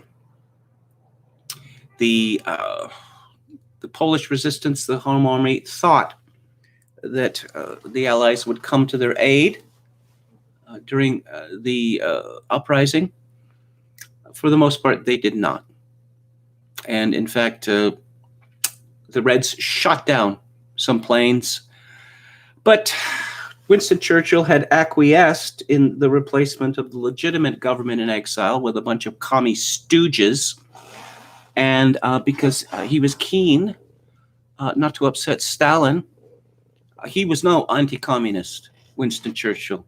That's just phony. We know for a fact that Churchill was acquiescent in the carving up of Europe. And that Churchill wrote to his wife that the more I see of Stalin, the more I like him. Now, I suppose Churchill's love of Stalin may have been exceeded by Roosevelt, but Franklin Roosevelt was pretty much senile at that time, and his staff was dominated by actual communist traitors. When I first read about this in the 1970s, I could hardly believe it, particularly that Poles in the United States, or information was being sent to them about the desperate condition and about how there was going to be a sellout of Poland to the communists, and it was going to be carved up again. And this was put to Roosevelt's people because, of course, the Poles in the cities voted heavily Democratic, and he assured them over and over and over again that he was not going to let this happen. Well, he didn't give a toss. He seriously didn't give a toss. In 1940, Winston Churchill sent Anthony Eden, foreign minister, later prime minister, to meet with Stalin. Sorry, 1941. December 1941, and Anthony Eden was instructed by Winston Churchill to give the Soviet Union as much of Poland as it wanted. As it turned out, Stalin took, I believe, 47% of it, with the whole country being shifted to the West. Now, the very strong anti-Polish feeling in Britain, particularly amongst the elite in the Foreign Office, and the current borders of Poland are really down to one man called Sir Louis Bernstein Namur, who was born Ludwig Bernstein Niemirowski in the old Congress Poland. He moved to Britain, and for the rest of his life, he maintained a strident hatred of Poland. And like many in the British establishment, wanted it to disappear. They considered it to be a medieval relic. They wanted it gone. They were appalled that Poland was reconstituted after World War I. They cheered openly for a Soviet victory, which was prevented in 1920 by the so-called miracle of the Vistula. But of course, Louis Namur came up, he falsified data on an enormous scale to come up with a version of a map, the so-called Oder-Neisse line, which amputated eastern Poland. And that is the historical background to the Warsaw Uprising. This film is in black and white. and most of it is filmed underground. Canal means sewers, and it is filmed in sewers. And it maintains a verisimilitude, despite the fact that obviously even with flashlights, you're not going to get as much light as you see in this movie. But of course, if there was as much light as you could get from a few people, distributed widely through miles of underground tunnels, you're not going to be able to see anything on the screen. It is quite realistic. Just, of course, these are sewers, and these people are wading through filth. And the filth just becomes more voluminous, and it overwhelms them. They have been, the resistance fighters have been holed up in the Mokotów district of Warsaw, and their position becomes increasingly pointless. They retreat into a half-destroyed apartment building. Oh, bourgeois. That's what the only, how would you say, left-wing comment in the movie. Oh, all of this wealth, all of these paintings and a Bechstein grand piano, and all of these various accoutrements of haute bourgeoisie living. Their position there becomes hopeless, and they are ordered to retreat into the canal, into the sewers, heading downtown.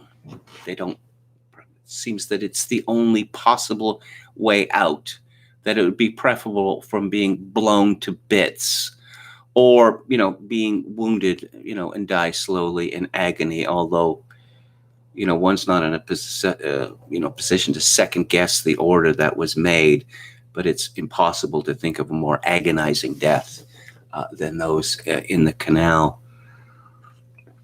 So we are introduced to a group of men and women. There is one actor in this film that movie buffs will recognize. His name is Wladek Szebal. He plays Mikhail, composer and pianist. You will recognize him from Kronstein, the chess master / a spy, and From Russia with Love. And you will recognize him as one of the Russian commanders in John Milius's Red Dawn. He's instantly recognizable because he has this particularly sad, forlorn face. And he is very sad and forlorn in this movie, particularly after when they're in the apartment, he is desperate to talk to his wife, to find out about the condition of his wife and his child, his daughter. They are in a section of Warsaw which has been overrun by the Germans, and a connection is made. She is on the phone, and she says that the Germans are rounding everyone up and taking them to the basement, and we know what they're going to do there. They're going to shoot them. And then she's off the line, and he knows what's happened to his wife and child. Perhaps it would have been better for him not to have known.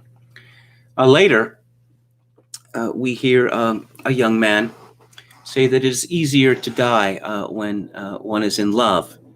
And Michel does not like this at all, because he is still very much in love with his wife and daughter, who are presumably dead. And actually, the comment actually outrages him.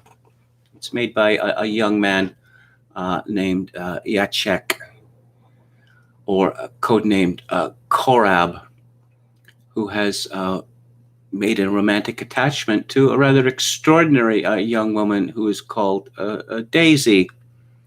I would say that, this is the way to do it, filmmakers.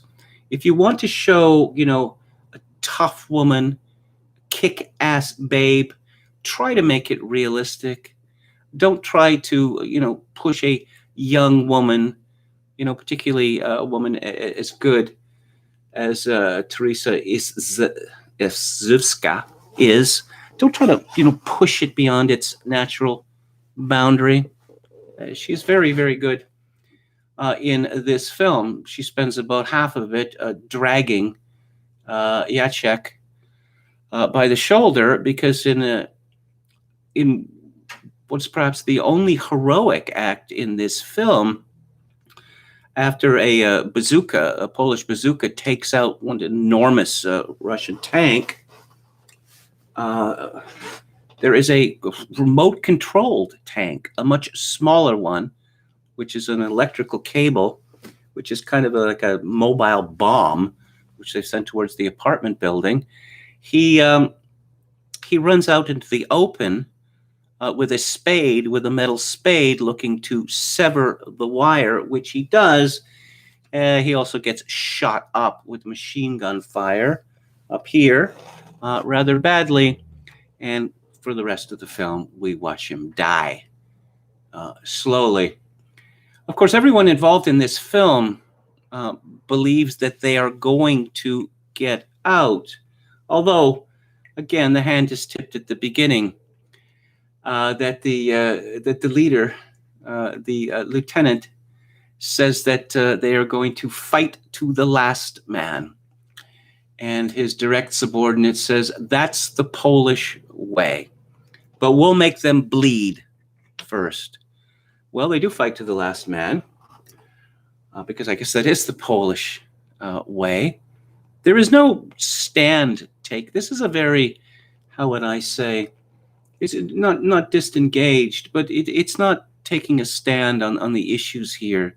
The issues of, fighting to the death regardless of circumstances. Although, of course, as we know, with what happened to the resistance fighters in Warsaw, if they hadn't been killed, bombed to death, or died, in the sewers, or crawled out of the sewers and then been shot to death, they almost certainly, they all would have been captured, and a great many of them, thousands of them, were shot to death afterwards, and many of those were tortured before they were shot to death.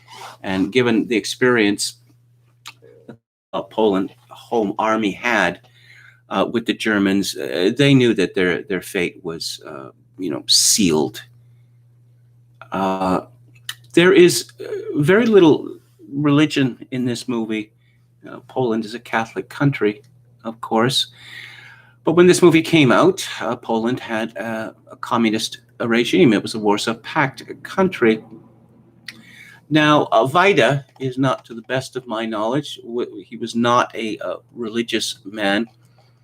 But even if he'd wanted to put much religion in this film, it would not have been allowed. It's that simple. We see people with crosses around their necks. We see there's a fleeting glimpse of a priest, and we see an altar boy. This is outside in the rubble. And I have to say that the sets for this film are astonishing. Both the exterior sets and the interior sets of the sewers. I mean, I have to imagine that this film was shot, much of this film was shot in the ruins of a still unreconstructed Warsaw, because Warsaw was pretty much completely leveled during the uprising. Because otherwise, one would have had to, wreck whole city blocks in order to achieve the same effect. But no, the art direction, the cinematography, particularly with regard to the cinematography, I would say this is filmed in Academy ratio, black and white. But just the how well Wajda and the cinematographer, how well they fill the screen, and how they use the blocking of characters in the screen to show characterization. Now, of course, when you have people in a movie such as this, where for much of the movie they are literally covered from head to toe in filth, it becomes difficult to distinguish them. But we get enough of the distinguishing, particularly the two men Well, particularly the leader and the two men fighting under him, Lieutenant Madri, the two men who were involved with women. We had, I mentioned the Daisy. There is another woman, Messenger, Halinka, a very pretty girl she is, and she is a virgin who falls in love with a tough blonde Polish soldier. Well, it turns out that soldiers often keep a lot of secrets from women, and he's keeping a secret from poor Halinka. I'll also have to say that we get a very good usage of Chekhov's gun in this movie. You wonder, given that you know how to keep up suspense in a situation such as this, but Vida manages to do it. Now, of course, there's other examples of this, famous examples of this. If you look at Sunset Boulevard by Billy Wilder, the movie ends with William Holden drowned in a swimming pool. And then you go back in time and you keep pressing forward to when Bill Holden is going to end up drowned in a swimming pool. And you're thinking, no, he can't drown in a swimming pool. That's not going to happen. And so something similar like this, like that happens in Canal.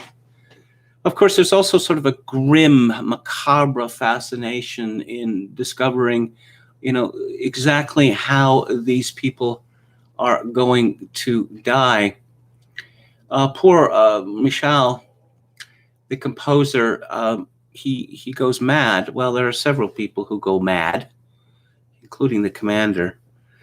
One can hardly blame them, but it's a very eerie scene where we saw, he was playing a piano and then later trying to fix an organ in this apartment, an electronic organ, that there's a kind of a jokey soldier who plays on an ocarina. And Michel ends up with the ocarina, and he starts quoting Dante, and he starts talking about the Greek Lethe, the river of forgetfulness. And he thinks he hears this sound, or I don't know, the music of the spheres or whatever. And he has this ocarina, and he starts playing this very eerie tune, which is matched by the orchestral score.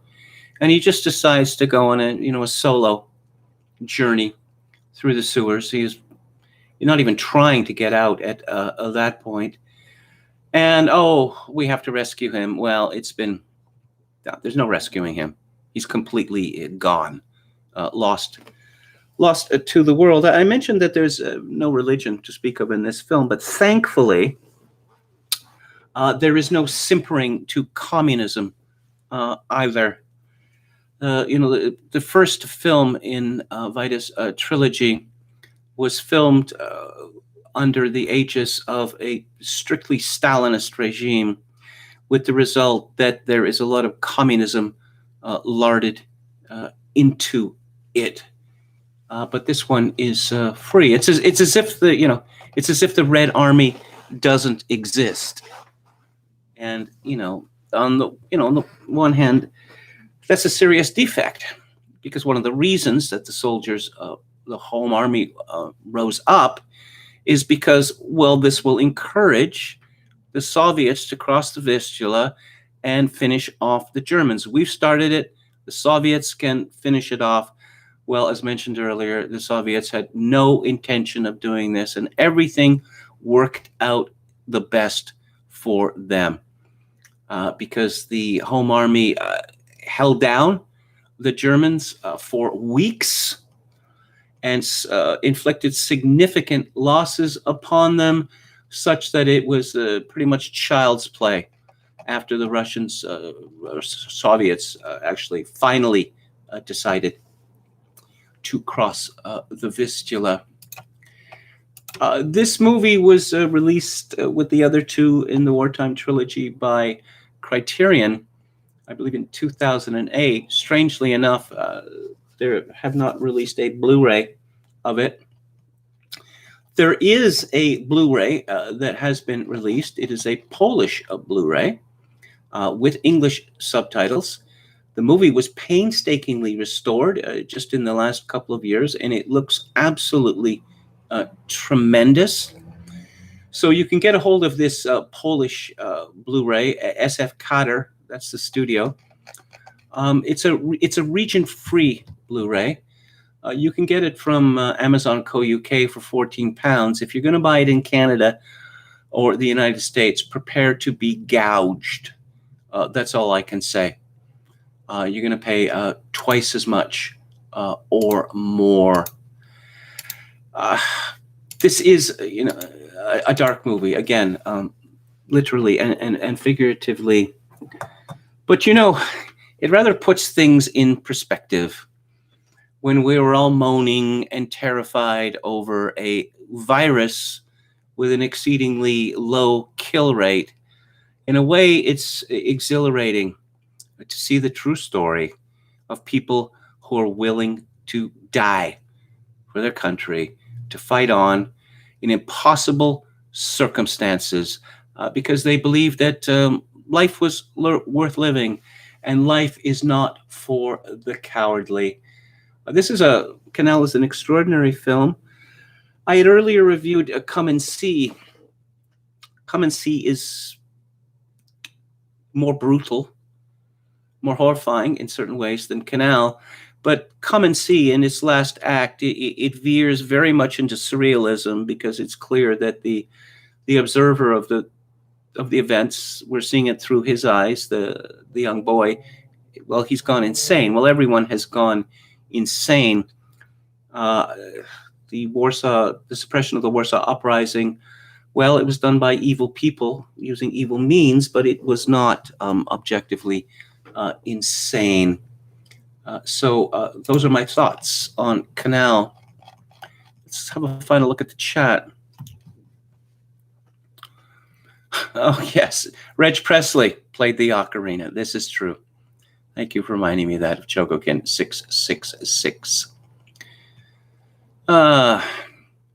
Me and Taco Girl are watching Christopher Kimball's Milk Street on TV.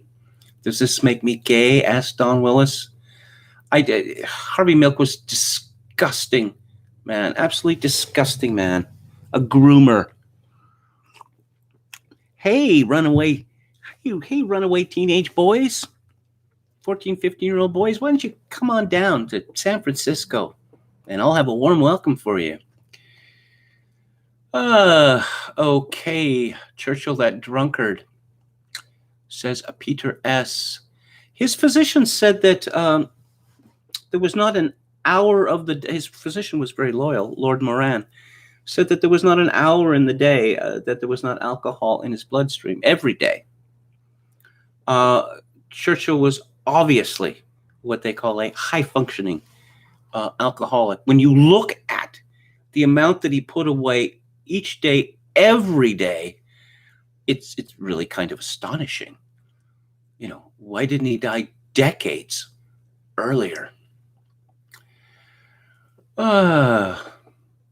Who is this? B-Day? Okay. I don't know what that refers to. And again, I have to see whether I can get the text on the chat increased. I think the woman was the stepdaughter of Johnny Cash or something like that. Oh, yeah. Carlene. She was a lovely woman. She ended up getting married to the bass player from Tom Petty, who was a heroin addict. She put out 3 records, basically with the Nick Lowe boys, and Martin Belmont and all those people. They're really good. They were sort of, new wave, I guess you could say. This was in late 70s, early 80s. Yes, she was the daughter of Johnny Cash's, not of Johnny Cash, of June Carter's first marriage. It's the, what's her name? Roseanne Cash is the daughter of Johnny Cash's first marriage, if I've got that correct. So, that's it for today. What's coming up? Well, on Theater Thursday next week, I'm going to be talking about a contemporary movie from the United States, directed by David Robert Mitchell from 2018, called Under the Silver Lake, and it's about conspiracy theories, because we all love conspiracy theories, right? I mean, very topical.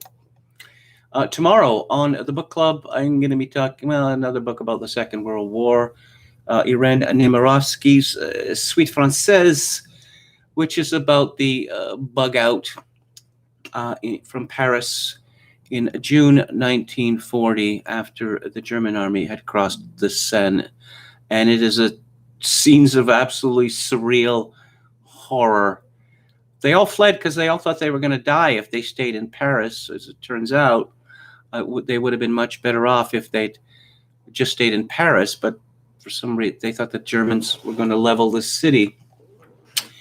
And I'm going to be talking on Music Monday about rockers over 30 and why you shouldn't trust them, because rock and roll is music for the callow, or typically written by people who are callow and ignorant of life.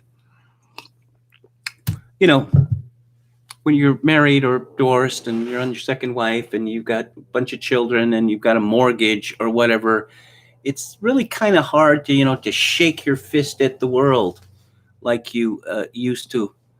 Some of them try it, but it's typically risible. Thank you all for tuning in. If you like the show or any part of it, I appreciate it if you click on the like button and subscribe to my YouTube channel if you have not done so already. I'm going to be back on the air tomorrow at 4 p.m. Pacific, 7 p.m. Eastern. If you would like to make a donation to this live stream, which I would very much urge you to do, because I could really use it, honestly, my PayPal account is attached to Kevin_Grace at hotmail.com. Once again, Kevin_Grace at hotmail.com. If you are in Canada, a donation to the live stream may be made directly via interact at kevingrace@shaw.ca. And as always, especially given recent events of just the last week or two, I leave you with this. In these days of social atomization and civilizational collapse, I do dearly wish that you, my dear viewers and listeners, manage to forge a genuine human connection in order to ease the burden. Good night.